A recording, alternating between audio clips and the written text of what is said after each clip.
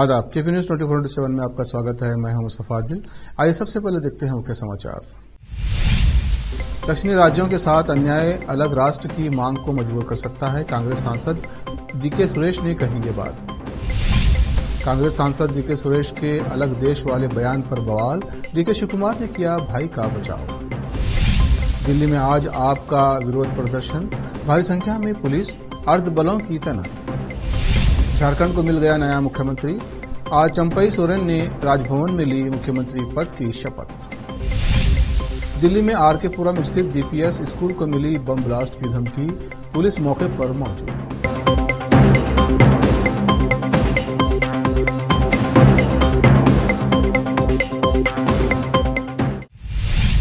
अब समाचार विस्तार से। शासकीय प्रथम श्रेणी महाविद्यालय नौबाद बिदर में कर्नाटक राज्य सरकार प्रथम श्रेणी कॉलेज अतिथि व्याख्याता संघ जिला इकाई बिदर द्वारा अतिथि व्याख्याताओं का दूसरा जिलाई सम्मेलन और सम्मान कार्यक्रम आयोजित किया गया। इस कार्यक्रम का उद्घाटन पूर्व मंत्री राजशेखर बी पाटिल ने ज्योति प्रज्वलित कर किया। इस अवसर पर Venkat Jadhav, Chandrakant Narayanpur, doctor Gayatri Gange, doctor Baby Chidari, doctor Vanita Bage, doctor Bandaiah Swami Rajola, Chandrakant Singh, Sachin Kattimani व जिला के सभी कॉलेज के अतिथि व्याख्याता उपस्थित थे। चिरभोपाल से केपी न्यूज का संवाददाता अजीम की रिपोर्ट। ये दावा करते हुए कि दक्षिण से एकत्रित करों को उत्तर भारत में वितरित किया जा रहा है और उत्तर भारत को उनका उचित हिस्सा नहीं मिल रहा है, कांग्रेस सांसद डीके सुरेश ने गुरुवार 1 फरवरी को कहा कि दक्षिणी राज्य एक अलग राष्ट्र की मांग करने के लिए मजबूर हो जाएंगे। उनके भाई और कर्नाटक के उप मुख्यमंत्री डीके शिव कुमार ने कहा कि सुरेश ने केवल जनता की धारणा के बारे में बात की। हालांकि भाजपा ने लोकसभा सदस्य पर हमला बोला। मुख्यमंत्री सिद्धरामैया ने कहा, दक्षिण भारत के लिए अलग राष्ट्रीयता की मांग नहीं की जा सकती। हालांकि उन्होंने कहा कि कर हस्तांतरण को लेकर अन्याय हो रहा है। बेंगलुरु ग्रामीण सीट का प्रतिनिधित्व करने वाले सुरेश ने दावा किया, दक्षिणी राज्यों से एकत्र कर उत्तर भारत में वितरित किया जा रहा है। इसके अलावा हर दृष्टि से दक्षिण भारत पर हिंदी थोपी जा रही थी। कांग्रेस के लोकसभा सांसद डीके सुरेश ने गुरुवार को दक्षिण भारतीय राज्यों के साथ कथित अन्याय का हवाला देते हुए दक्षिणी राज्यों के लिए अलग देश की मांग कर विवाद खड़ा कर दिया है। उन्होंने कहा कि इसके अलावा कोई विकल्प नहीं है। उन्होंने दावा किया कि कर्नाटक को केंद्र से पर्याप्त धन नहीं मिल रहा है। वित्त मंत्री निर्मला सीतारमण द्वारा संसद में पेश किए गए केंद्रीय बजट पर प्रतिक्रिया देते हुए डीके सुरेश ने कहा कि बजट आवंटन में दक्षिण भारत के साथ अन्याय किया जा रहा है। उन्होंने दावा किया, जो धनराशि दक्षिण तक पहुंचनी चाहिए थी उसे डायवर्ट कर उत्तर भारत में वितरित किया जा रहा है। डीके सुरेश ने कहा कि हिंदी क्षेत्र ने दक्षिणी भारत पर जो स्थिति थोप दी है उसके परिणाम स्वरूप अब अलग देश मांगने के अलावा कोई विकल्प नहीं था। डीके सुरेश के बयान पर भाजपा नेताओं ने तीव्र प्रतिक्रिया दी है। भाजपा सांसद तेजस्वी सूर्य ने कहा, हालांकि कांग्रेस पार्टी का इतिहास फूट डालो और राज करो का रहा है, लेकिन इसके सांसद डीके सुरेश अब फिर से चाल खेल रहे हैं। वे उत्तर और दक्षिण को विभाजित करना चाहते हैं। सूर्या ने आंकड़ों का हवाला देते हुए दावा किया कि प्रधानमंत्री नरेंद्र मोदी के नेतृत्व वाली एनडीए सरकार ने कर्नाटक को कर हस्तांतरण कैसे बढ़ाया है। कर्नाटक श्रम मंत्री संतोष लाड ने कहा कि राज्य सरकार जल्दी ही एक नया अनिवार्य ग्रेच्युटी बिल लाएगी ताकि ये सुनिश्चित किया जा सके कि कर्मचारियों को उनकी ग्रेच्युटी से वंचित न किया जाए, भले ही कंपनी बंद हो जाए।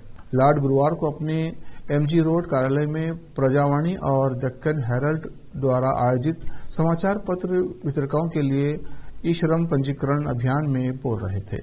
ग्रेच्युटी स्कीम के तहत कंपनी या नियोक्ताओं को ग्रेच्युटी की रकम बीमा कंपनियों में निवेश करनी चाहिए। इससे ये सुनिश्चित होगा कि कर्मचारियों को उनकी ग्रेच्युटी राशि मिले, भले ही कंपनी दिवालिया हो जाए। उन्होंने कहा, चंडीगढ़ मेयर चुनाव में आम आदमी पार्टी यानी आप की करारी हार के बाद सैकड़ों कार्यकर्ता और समर्थक विरोध प्रदर्शन करने के लिए आज दिल्ली में इकट्ठा होंगे। मीडिया की रिपोर्ट्स के अनुसार प्रमुख चुनाव में कथित धोखाधड़ी का विरोध करेगी। दिल्ली के मुख्यमंत्री अरविंद केजरीवाल और पंजाब के सीएम भगवंत मान प्रदर्शन में शामिल हो सकते हैं। पुलिस ने कहा कि उन्होंने प्रदर्शन की अनुमति नहीं दी है, लेकिन प्रदर्शनकारी आप कार्यकर्ताओं और समर्थकों को नियंत्रित करने के लिए दिल्ली पुलिस और अर्धसैनिक बलों के लगभग 1000 जवानों को तैनात किया है। वरिष्ठ अधिकारियों सहित 3 जिलों से दिल्ली पुलिस के कर्मियों को बुलाया गया है, जिन्हें तैनात किया जाएगा। अर्धसैनिक बलों की 8 कंपनियां भी बुलाई गई हैं। अब वक्त है ब्रेक का, ब्रेक के बाद जल्द लौटते हैं। हिंदुस्तान के हर कोने में हम हैं मौजूद। 24 घंटे हालात पर गहरी नजर, खबरों से जुड़े चुपते सवालात, और आपको दिखाता है धार्मिक, सामाजिक, राजनीतिक, लोकल और इंटरनेशनल न्यूज की सबसे बेहतर कवरेज, जो आपको रखती है हर पल बाखबर। देश और दुनिया भर की खबर के लिए देखते रहें केपी न्यूज 24/7। ब्रेक के बाद फिर एक बार आपका स्वागत है। देखते हैं आगे के समाचार। झारखंड के पूर्व सीएम हेमंत सोरेन को सुप्रीम कोर्ट ने बड़ा झटका दिया है। सुप्रीम कोर्ट ने उनकी याचिका पर सुनवाई करते हुए इस मामले में दखल देने से साफ तौर पर इनकार कर दिया है। सुप्रीम कोर्ट ने कहा है कि हम फिलहाल इस याचिका पर सुनवाई के इच्छुक नहीं हैं। कोर्ट ने हेमंत सोरेन को झारखंड हाईकोर्ट जाने के लिए कहा है। सुप्रीम कोर्ट ने हेमंत सोरेन से कहा है कि अदालत हर किसी के लिए खुली है और हाईकोर्ट संवैधानिक अदालत है। हम एक व्यक्ति को अनुमति देंगे तो हमें सभी को अनुमति देनी होगी। हालांकि सुप्रीम कोर्ट ने इस याचिका पर रांची हाईकोर्ट को जल्द सुनवाई का निर्देश देने की मांग भी ठुकरा दी है। कोर्ट ने कहा कि हम संवैधानिक अदालत को नियंत्रित करेंगे। सुप्रीम कोर्ट के इस रुख के बाद अब हेमंत सोरेन जल्दी ही हाईकोर्ट में सुनवाई की मांग कर सकते हैं। कथित जमीन घोटाला मामले में गिरफ्तार हेमंत सोरेन के इस्तीफे के बाद आज चंपई सोरेन ने सीएम पद की शपथ ली। राजभवन में राज्यपाल ने उन्हें शपथ दिलाई। इस दौरान कांग्रेस विधायक आलमगीर आलम और राजद के विधायक ने मंत्री पद की शपथ ली। वहीं शुक्रवार को सुप्रीम कोर्ट से बड़ा झटका लगा है। हेमंत सोरेन ने ईडी की गिरफ्तारी को चुनौती देते हुए याचिका दायर की थी। सुप्रीम कोर्ट ने हेमंत सोरेन को हाईकोर्ट जाने को कहा है। शुक्रवार को चंपई सोरेन ने शिबू सोरेन से मुलाकात भी की थी। वहीं सत्तारूढ़ दल के विधायकों को हैदराबाद भेजने की तैयारी की जा रही है। राज्यपाल ने चंपई को सरकार बनाने का न्योता दिया है। साथ ही बहुमत साबित करने के लिए 10 दिन का समय भी दिया है। बता दें कि राज्यपाल के न्योता से पहले भी चंपई सोरेन ने उनसे मुलाकात की थी और सरकार बनाने का दावा पेश किया था। चंपई सोरेन ने दावा किया है कि उनके साथ 47 विधायकों का समर्थन है।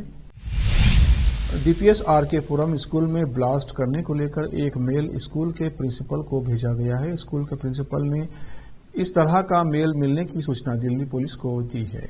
पुलिस फिलहाल इस पूरे मामले की जांच कर रही है। दिल्ली पुलिस ने स्कूल को मिली इस धमकी के बाद फिलहाल स्कूल के सभी बच्चों को बाहर निकाल लिया है। साथ ही पूरे स्कूल परिसर की जांच की जा रही है। दिल्ली पुलिस फिलहाल इस बात की भी जांच कर रही है कि आखिर किसके मेल आईडी से ये ईमेल किया गया है और ये ईमेल कहां से भेजा गया है। साथ ही डीपीएस आरके पुरम के प्रिंसिपल से भी इस मामले को लेकर जानकारी ली जा रही है। बता दें कि किसी स्कूल को उड़ाने की धमकी देने का ये कोई पहला मामला नहीं है। कुछ वर्ष पहले पंजाब के अमृतसर में भी डीएवी स्कूल को बम से उड़ाने की धमकी दी गई थी। इस धमकी के बाद पुलिस ने 3 घंटे में ही मामले को ट्रेस कर लिया था। उस दौरान पुलिस की हुई जांच में पता चला था कि ये अफवाह स्कूल के ही छात्रों ने फैलाई थी। पश्चिम बंगाल में कांग्रेस की राह बिल्कुल भी आसान नजर नहीं आ रही है। कांग्रेस की राज्य में सीट बंटवारे लेकर अंतिम आशा भी ममता बनर्जी ने लगभग खत्म कर दी है, लेकिन फिर भी कांग्रेस ने हिम्मत नहीं हारी और वो आशान्वित है। इससे पहले इंडिया गठबंधन में जारी गतिरोध को खत्म करने के लिए ममता बनर्जी ने चुनाव के बाद क्षेत्रीय दलों को एकजुट करने का इरादा जताया था। बंगाल में सीट बंटवारे को लेकर कांग्रेस और टीएमसी के बीच जारी गतिरोध को खत्म करने की कोशिश के बीच कांग्रेस महासचिव जयराम रमेश टीएमसी के साथ आगे बढ़ने की उम्मीद जताई। ममता बनर्जी ने नदिया जिले में एक सरकारी कार्यक्रम को संबोधित करते हुए कहा कि उनकी पार्टी राज्य में आगामी लोकसभा चुनाव के लिए कांग्रेस के साथ गठबंधन करने की इच्छुक थी, लेकिन कांग्रेस ने उनके प्रस्ताव को अस्वीकार कर दिया था। उन्होंने कहा, हम गठबंधन करना चाहते थे लेकिन कांग्रेस सहमत नहीं थी। उन्होंने चुनाव में बीजेपी की मदद करने के लिए सीपीआईएम के साथ हाथ मिलाया है। हम ही हैं जो देश में बीजेपी से लड़ सकते हैं। अब वक्त और ब्रेक का, ब्रेक के बाद जल्द लौटते हैं। हिंदुस्तान के हर कोने में हम हैं मौजूद। 24 घंटे हालात पर गहरी नजर, खबरों से जुड़े चुपते सवालात और आपको दिखाता है धार्मिक, सामाजिक, राजनीतिक, लोकल और इंटरनेशनल न्यूज की सबसे बेहतर कवरेज जो आपको रखती है हर पल बाखबर। देश और दुनिया भर की खबर के लिए देखते रहें केपी न्यूज 24/7। ब्रेक के बाद फिर एक बार आपका स्वागत है। देखते हैं अन्य समाचार। वाराणसी की ज्ञानवापी मस्जिद परिसर स्थित व्यास जी तहखाने में जिला अदालत द्वारा हिंदू भक्तों को पूजा अर्चना की अनुमति दिए जाने के खिलाफ मुस्लिम पक्ष ने बृहस्पतिवार को इलाहाबाद उच्च न्यायालय में याचिका दायर की। वहीं मुस्लिम पक्ष ने वाराणसी के जिला अदालत में भी अर्जी देकर हिंदू पक्ष को उक्त स्थान पर पूजा करने से रोकने का अनुरोध किया है। ज्ञानवापी मस्जिद का प्रबंधन करने वाली अंजुमन इंतजामिया मस्जिद कमेटी ने मस्जिद परिसर के भीतर व्यास जी के तहखाने में हिंदू भक्तों को पूजा अर्चना की अनुमति देने के वाराणसी की अदालत के निर्णय को चुनौती देने के लिए इलाहाबाद उच्च न्यायालय का बृहस्पतिवार को रुख किया। इंतजामिया कमेटी के वकील SFA नकवी ने कहा कि उन्होंने इस मामले पर जल्द सुनवाई के लिए उच्च न्यायालय के महानिबंधक के समक्ष आवेदन किया है। अदालत में दाखिल अपील में श्री काशी श्रीनाथ मंदिर के न्यासी मंडल और आचार्य वेद व्यास पीठ मंदिर के मुख्य पुजारी शैलेंद्र कुमार पाठक को पक्षकार बनाया गया है। विवादों में रहने वाली पूनम पांडे की मौत की खबर आ रही है। पूनम के इंस्टाग्राम अकाउंट पर एक्ट्रेस की मौत की खबर शेयर की गई है। वहीं पूनम की अचानक मौत की खबर ने हर किसी को हैरान कर दिया है। पूनम पांडे महज 32 साल की थी। पूनम पांडे के इंस्टाग्राम अकाउंट पर शेयर किए गए पोस्ट में लिखा है, ये सुबह हमारे लिए कठिन है। आपको ये बताते हुए बहुत दुख हो रहा है कि हमने सर्वाइकल कैंसर के कारण अपनी प्यारी पूनम को खो दिया है। उनके कांटेक्ट में आने वाला हर इंसान उनसे प्यार से मिला। दुख की इस घड़ी में हम प्राइवेसी की रिक्वेस्ट करेंगे। हम उन्हें हमारे द्वार शेयर की गई हर बात के लिए प्रेम पूर्वक याद करेंगे। आखिर में फिर एक बार देखते हैं मुख्य समाचार। दक्षिणी राज्यों के साथ अन्याय अलग राष्ट्र की मांग को मजबूर कर सकता है, कांग्रेस सांसद DK सुरेश ने कही ये बात। कांग्रेस सांसद DK सुरेश के अलग देश वाले बयान पर बवाल। DK शिवकुमार ने किया भाई का बचाव। दिल्ली में आज आप का विरोध प्रदर्शन, भारी संख्या में पुलिस अर्धबलों की तैनाती। झारखंड को मिल गया नया मुख्यमंत्री। आज चंपई सोरेन ने राजभवन में ली मुख्यमंत्री पद की शपथ। दिल्ली में RK पुरम स्थित DPS स्कूल को मिली बम ब्लास्ट की धमकी, पुलिस मौके पर मौजूद।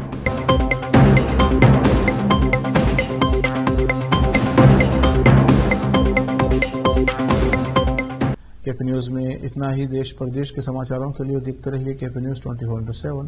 धन्यवाद।